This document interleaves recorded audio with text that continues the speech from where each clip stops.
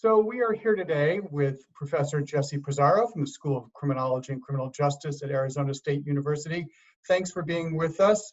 I'm wondering if you could first start off by telling us what is it you study? So I study lethal violence, particularly lethal violence in urban environments.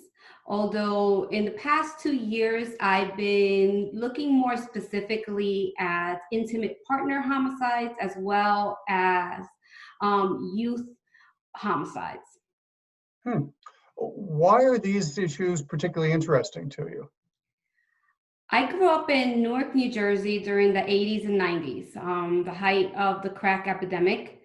And when came into academia, one of my big goals was to do something for my community in Newark, New Jersey. And when I got the opportunity to study homicides in Newark, New Jersey, I jumped at it because I saw this as something that could have made a difference where I'm from.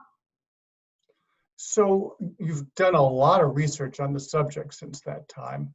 What's some of the most significant findings from your work? I think that it is that all that there's something that we could do about homicide. Some people think about homicide as something that's very fatalist in a very fatalistic way, that you can't do anything to prevent it. And what I have found in my research is that although there are some cases that are just random and that you cannot prevent, approximately half of them show red flags before they occur, and there are certainly things that you can do to intervene and save a life. So what are those red flags? For example, in intimate partner cases, there's usually a history of abuse before it occurs. There's a history of stalking.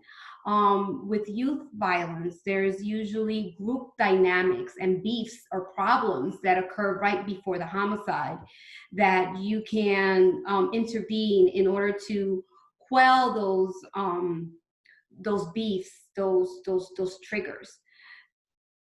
So you said there can be intervention. Who are we talking about? What kinds of people can use that research of yours? Well, it depends on what we're looking at, but certainly law enforcement could look at this from a risk assessment perspective. Are there any of these flags, particularly with intimate partner homicides?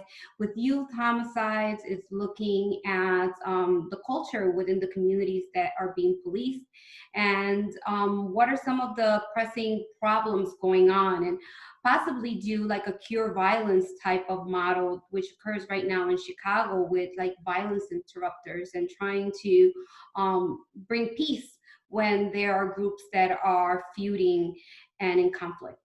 So is there hope then? There sure is. There is hope. That's good.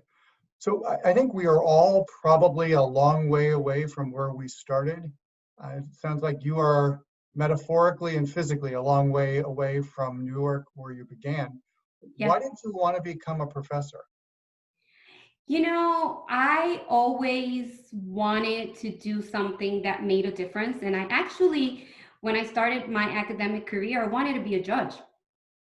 And because I thought that I was going to be able to fix things in my community and get the bad guys.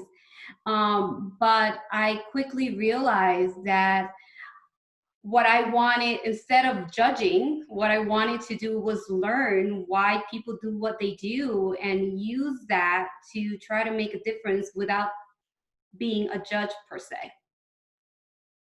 So do you feel like you're making a difference? You know, some days I do, some days I don't. It's always when I see my research highlighted or when I get those notes from students, I do feel like if I'm making a difference, but sometimes things in the world are just upside down and I wish I could do more. So, and I feel people are not hearing, but it depends on the day, long story short. So you mentioned that this is a difficult time. What advice would you give to students, especially during this time? Persevere. Don't let failure make you quit. Failure is part of the process. take it as a learning experience. Fail at something, have a good cry, but the next day get up and get ready to tackle and fight it. That is definitely a message of hope.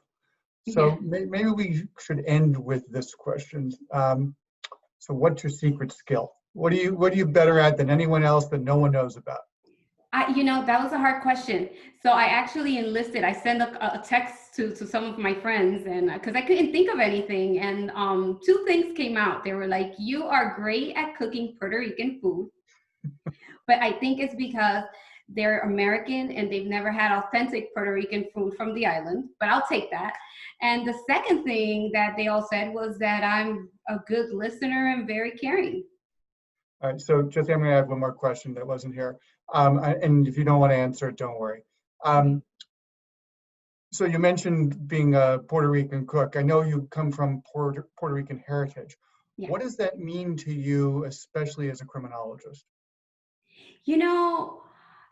I am one, I don't see it just as a Puerto Rican heritage, I see it as a Latina. There's not many of us. To my knowledge, Latinos make up only 2.7% of the academic community in criminal justice. And I see this as a way to represent and to show girls and boys that have the same background, that they can do this. And see it as an opportunity to inspire people to reach for the sky. Well, you are definitely an inspiration, and we are fortunate to have you in the School of Criminology and Criminal Justice. Thanks for taking some time to talk to us today. You're welcome.